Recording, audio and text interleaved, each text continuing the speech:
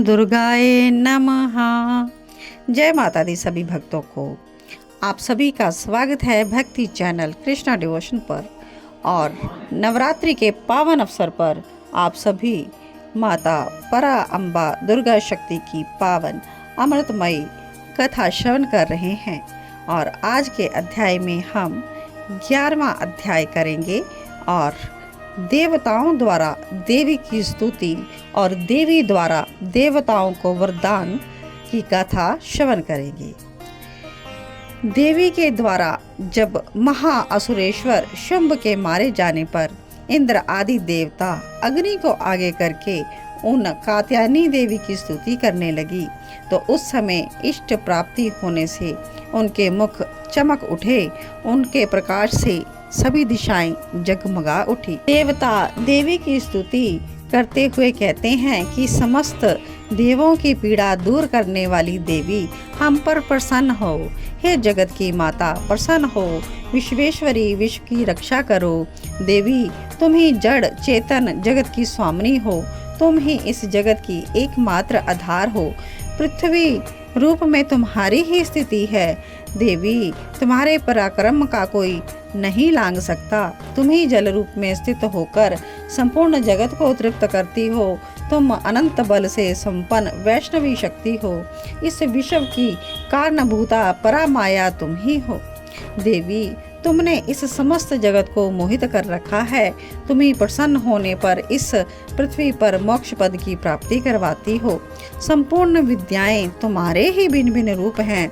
जगत में जितनी जितनी स्त्रियां हैं वे सब तुम्हारी ही मूर्तियां हैं।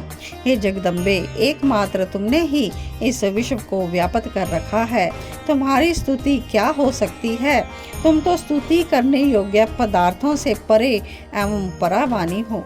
हे देवी, जब तुम सर्व स्वरूप एवं स्वर्ग तथा मोक्ष प्रदान करने वाली हो, तो तब इसी रूप में तुम्हारी स्तुति हो गई।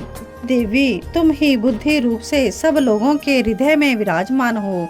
स्वर्ग मोक्ष प्रदान करने वाली नारायणी देवी, नमस्कार करते हैं हम आपको। कला काष्ठा आदि के रूप से कर्मशः अवस्था परिवर्तन की ओर ले जाने वाली, विश्व का उपसंहार करने में समर्थ नारायणी तुम्हें नमस्कार है। तुम सब प्रकार का मंगल कल्याण करने वाली हो, मंगलदायिनी शिवा हो। सब पुरुषार्थों को सिद्ध करने वाली शरणागत वत्सला, 3 नेत्रों वाली गौरी हो, तुम्हें नमस्कार है। तुम सृष्टि के पालन संहार भूति की शक्ता हो और पुरातन देवी, गुणों का आधार, सर्वगुण संपन्न हो। नारायणी तुम्हें नमस्कार है। माहेश्वरी रूप से त्रिशूल चंद्रमा सर्प को धारण करने वाली नारायणी को नमस्कार है। मोरों और मुर्गों से घिरी रहने वाली महाशक्ति कुमारी रूप धारणी निष्पापे नारायणी तुम्हें नमस्कार है। शंख चक्र गदा शारंग धनुष रूप उत्तम अस्त्र युद्धों को धारण करने वाली वैष्णवी शक्ति नारायणी तुम प्रसन्न हो। हाथ में भयानक महाचक्र लिए दाढ़ों पर धरती को उठाए वराही रूप धारणी कल्याणमयी नारायणी तुम्हें नमस्कार है। भयंकर नरसिंह के रूप से दैत्यों का वध करने के लिए उद्योग में रहने वाली देवी तुम्हें नमस्कार है। मस्तक पर किरीट और हाथ में महावज्र धारण करने वाली, सहस्र नेत्रों के कारण दिखाई देने वाली, वीरतासुर के प्राणों का अपहरण करने वाली इंद्र शक्ति रूपा नारायणी देवी तुम्हें नमस्कार है। हे दाढ़ों के कारण भयंकर मुख वाली, मुंडमाला से अलंकृत मुंड मर्दनी चामुंडा रूप नारायणी तुम्हें नमस्कार है। महाविद्या श्रद्धा पुष्टि सवधा लक्ष्मी ध्रुवा महारात्रि लज्जा तथा महाअविद्या रूपा तुम्हें नमस्कार है। मेधा सरस्वती वरा भूति तामसी नियता तथा ईशा रूपानी नारायणी तुम्हें नमस्कार है। सर्व स्वरूपा सर्वेश्वरी तथा सब प्रकार की शक्ति से संपन्न दिव्य रूपा दुर्गे देवी, सब भयों से हमारी रक्षा करो, तुम्हें नमस्कार है। नमस्कार है, नमस्कार है। भद्रकाली, ज्वालाओं के कारण विकराल प्रतीत होने वाला, अत्यंत भयंकर, समस्त असुरों का संहार करने वाला तुम्हारा त्रिशूल भय से हमारी रक्षा करें। और देवी जो अपनी ध्वनि से संपूर्ण जगत को व्याप्त करके दैत्यों का तेज नष्ट कर देती है, वह तुम्हारा घंटा हम लोगों की पापों से उसी प्रकार रक्षा करे जैसे माता अपने पुत्रों को बुरे कर्मों से बचाती है। चंडिके, तुम्हारे हाथों में सुशोभित खड्ग असुरों के रक्त और चर्बी से चर्चित है, वह हमारे लिए कल्याणकारक हो। हम तुम्हें नमस्कार करते हैं देवी, तुम प्रसन्न होने पर सब रोगों के कष्टों को नष्ट कर देती हो और क्रोधित होने पर मनोवांछित सभी कामनाओं का नाश कर देती हो। जो लोग तुम्हारी शरण में आ चुके हैं उन पर विपत्ति आती नहीं। तुम्हारी शरण में गए हुए मनुष्य दूसरों को शरण देने योग्य हो जाते हैं।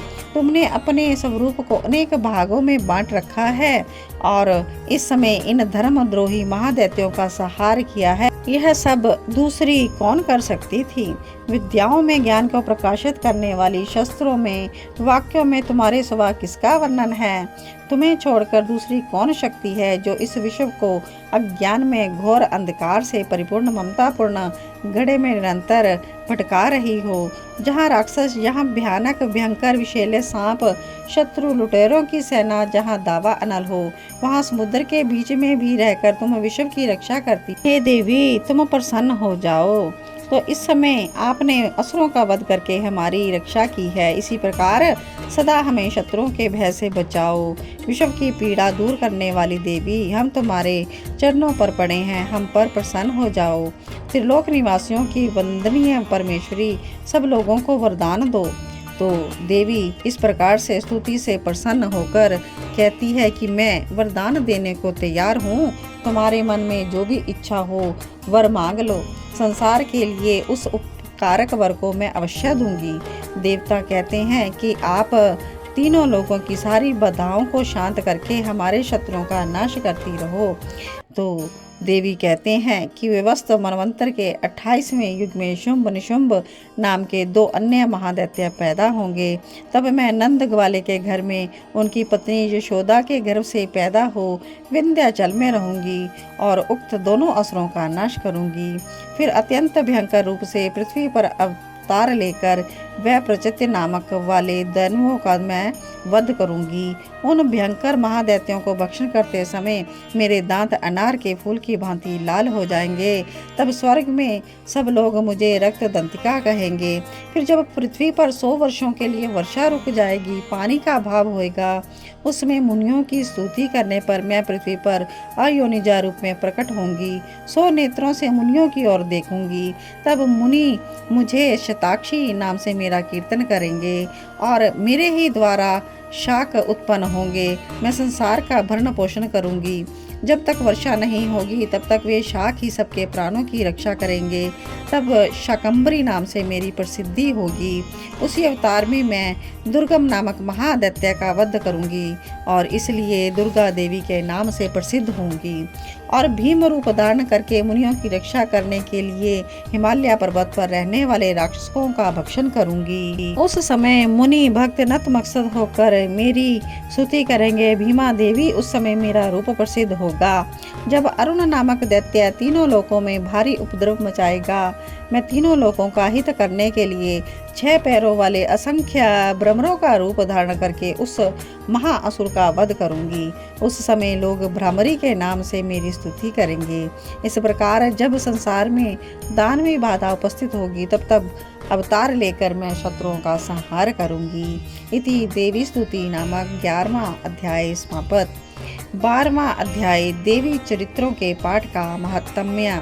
देवी कहती है कि जो एकाग्र मन होकर प्रतिदिन इन स्तुतियों से मेरी वंदना करेगा उसकी सारी बाधा मैं निश्चय ही दूर कर दूंगी। मधुकैटभ का नाश, महिषासुर का वध, शुंभ निशुंभ के संहार के प्रसंग का पाठ जो करेंगे वो अष्टमी, चतुर्थी और नवमी को जो एकाग्र मन होकर भक्ति भरे हृदय से मेरे उत्तम महात्म्य का श्रवण करेंगे उन्हें पाप छू भी नहीं सकेगा। उन पर पापों से आने वाली आपत्तियां नहीं आएंगी। उनके घर में कभी गरीबी नहीं होगी। उनको कभी प्रेमी जनों के वियोग का दुख नहीं सहना पड़ेगा। इतना ही नहीं, उन्हें शत्रु लुटेरों से, राजा से, शस्त्र से, अग्नि से, जल से कभी डर नहीं होगा। इसलिए सबको एकाग्रचित्त होकर भक्ति पूर्वक मेरे इस महात्म्य को सदा पढ़ना, श्रवण करना चाहिए। यह परम कल्याणकारक है। मेरा महात्म्य महामारी से पैदा होने वाले उपद्रवों, आध्यात्मिक, आदि भौतिक, आदि दैविक, तीनों प्रकार के उत्पातों का शांत करने वाला है। मेरा जिस मंदिर में प्रतिदिन विधि पूर्वक इस महात्म्य का पाठ होता है, मैं उस स्थान को छोड़कर कभी नहीं जाती। वहाँ मेरा सदा ही वास रहता है। बलि, पूजा, होम, महोत्सव के अवसरों पर मेरे चरित्र का पूरा पाठ करे, श्रवण करना चाहिए। ऐसा करने पर मनुष्य विधि को जानकर या बिना जाने भी मेरे लिए जो बलि, पूजा, होम आदि करेगा, उससे मैं बड़ी ही प्रसन्नता पूर्वक ग्रहण करूंगी। शरत काल में इस जो वार्षिक महापूजा की जाती है, उस अवसर पर जो मेरे इस महात्म्य को भक्ति पूर्वक सुनेगा, वह मनुष्य मेरे प्रसाद से सब बाधाओं से मुक्त होगा, धन धान्य पुत्र से संपन्न होगा। इसमें कुछ भी संदेह नहीं है। मेरे इस महात्म्य को सुनकर, मेरी शुभ उत्पत्तियों को सुनकर और युद्ध में किए मेरे द्वारा प्रकर्मों को सुनकर मनुष्य निर्भय हो जाता है। उसके शत्रुओं का नाश हो जाता है, सब प्रकार से कल्याण, वह सुखी हो जाता है। सर्वत्र शांति कर्म, बुरे सपन दिखाई देने पर, ग्रह जनित भयंकर पीड़ा उपस्थित होने पर मेरा महात्म्य श्रवण करना चाहिए। इससे सब प्रकार के कष्ट टल जाते हैं और मनुष्य द्वारा देखा गया दुस्वप्न शुभ स्वप्न में बदल जाता है। बाल ग्रहों से पीड़ित हुए बालकों के लिए यह महात्म्य शांति कारक है। मनुष्यों के संगठन में फूट होने पर यह अच्छी प्रकार की मैत्री कराने वाला है। यह महात्म्य सारे दुष्ट जनों के बल नाश करने वाला है। इसके पाठ मात्र से राक्षसों, भूतों, पिशाचों का विनाश हो जाता है। मेरा सब महात्म्य मेरी सामर्थ्य की प्राप्ति कराने वाला है। पत्र, पुष्प, अर्घ्य, धूप, दीप, गंध आदि उत्तम सामग्रियों द्वारा आराधना करने से, प्रतिदिन इस प्रकार अन्य अन्य भोग अर्पण करने से, दान देने से और 1 वर्ष तक जो मेरी पूजा की जाती है, मुझे बहुत ही प्रसन्नता होती है। उतनी प्रसन्नता मेरे इस उत्तम चरित्र का एक बार श्रवण करने मात्र से हो जाती है। यह महात्म्य श्रवण करके सभी पापों को हर लेता है और आरोग्य प्रदान करता है। मेरे प्रादुर्भाव का कीर्तन समस्त भूतों से रक्षा करता है तथा मेरा युद्ध विषयक चरित्र दुष्ट असुरों का संहार करने वाला है। इसके श्रवण करने पर मनुष्यों को शत्रु का भय नहीं रहता। तुमने और ब्रह्म ऋषियों ने मेरी स्तुतियां की हैं। सबको कल्याणमयी बुद्धि प्रदान करती हूँ मैं। वन में, सोने मार्ग में, दावानल में घिर जाने पर, निर्जन स्थान में लुटेरों के पंजे से पड़ जाने पर, शत्रुओं में पकड़े जाने पर, जंगल में सिंह, बाघ और इस प्रकार से जंगली जानवरों के पीछा करने से, क्रोधित राजा के देश से वध या बंधन के स्थान में ले जाने पर, महासागर में नाव पर बैठने के बाद भारी तूफान से नाव के डगमग होने पर, अत्यंत भयंकर युद्ध में शस्त्रों का प्रहार होने पर, वेदना से ग्रस्त होने पर, सभी भयानक बाधाओं की उपस्थित होने पर जो मेरे इस चरित्र का स्मरण करता है, वह संकट से मुक्त हो जाता है। मेरे प्रभाव से सिंह, जंगली खूंखार जानवर नष्ट हो जाते हैं। लुटेरे शत्रु भी मेरे चरित्र का स्मरण करने वाले पुरुष से दूर भागते हैं। तो ऋषि कहते हैं, इस प्रकार प्रचंड पराक्रम वाली भगवती चंडिका सब देवताओं के देखते ही देखते अंतर्धान हो गई। फिर तो समस्त देवता शत्रुओं के मारे जाने से निर्भय होकर पहले की भांति यज्ञ भाग का उपयोग करते हुए अपने अपने अधिकार का पालन करने लगे। तो इस प्रकार भगवती अंबिका देवी नित्य होते हुए भी पुनः पुनः प्रकट होकर जगत की रक्षा करती है।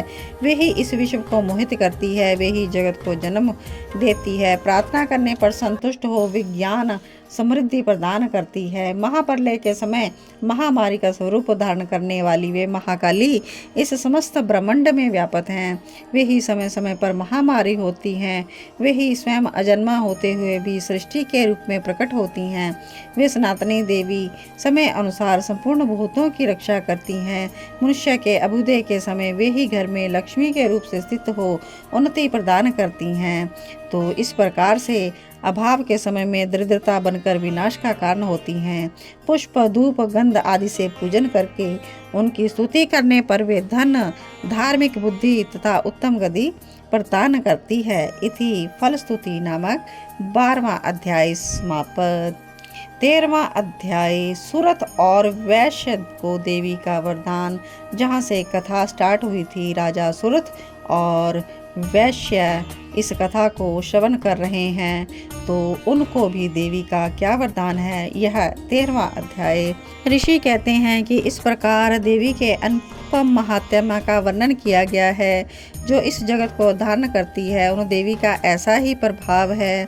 विष्णु की महामाया रूपी उन भगवती के द्वारा तुम वैश्य तथा अन्य अन्य विवेकी जन मोहित होते हैं, मोहित हुए हैं और भविष्य में भी मोहित होंगे। तुम उन्हीं परमेश्वरी की शरण में जाओ। पूजा करने से वह मनुष्यों को भोग स्वर्ग मोक्ष प्रदान करने वाली है। मार्कंडेय जी कहते हैं कि मेधा मुनि के वचन सुनकर राजा सुरथ ने भी उत्तम व्रत का पालन किया। वे अत्यंत ही ममता और राज्य के छीन जाने से खिन्न हो चुके थे, इसलिए विरक्त होकर वे राजा और वैश्य तत्काल तपस्या करने चले आए थे। तो अब वो दोनों नदी के तट पर देवी की मिट्टी की मूर्ति बनाकर पुष्प धूप हवन आदि द्वारा उनकी आराधना करने लगी। पहले तो आहार को धीरे कम किया, फिर निराहार रहकर भक्ति पूर्वक देवी में एकाग्रत पूर्व उनका चिंतन आरंभ किया। इस प्रकार उनकी पूजा से प्रसन्न होकर जगत को धारण करने वाली चंडिका देवी ने साक्षात दर्शन देकर उनको आनंदित करने वाले वरदान दिए। देवी ने उनसे कहा कि जिस वस्तु की कामना रखते हो मुझसे मांगो, मैं संतुष्ट हूँ आपकी पूजा से। मार्कंडेय ऋषि जी कहते हैं कि राजा ने दूसरे जन्म में ना नष्ट होने वाला राज्य मांगा और इस जन्म में भी शत्रुओं की सेना को बलपूर्वक नष्ट करके पुनः अपना राज्य प्राप्त करने का वरदान मांगा।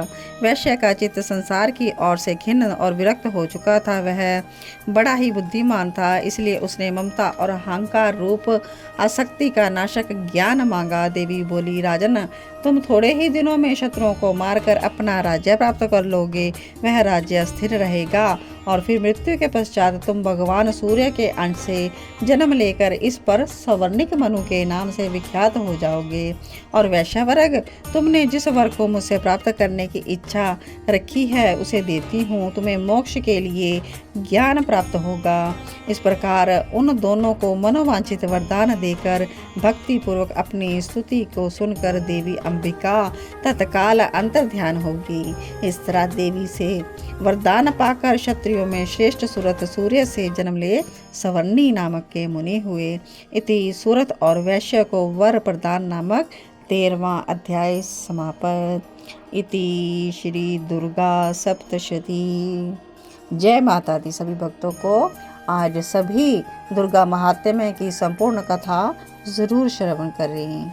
तो इसी प्रकार के भक्ति वीडियोस देखने सुनने के लिए जुड़े रहें कृष्णा डिवोशन चैनल के साथ और देवी और परमात्मा की भक्ति में आप सभी प्रेरित रहें और भगवान आप सभी की मनोकामनाओं को पूर्ण करे।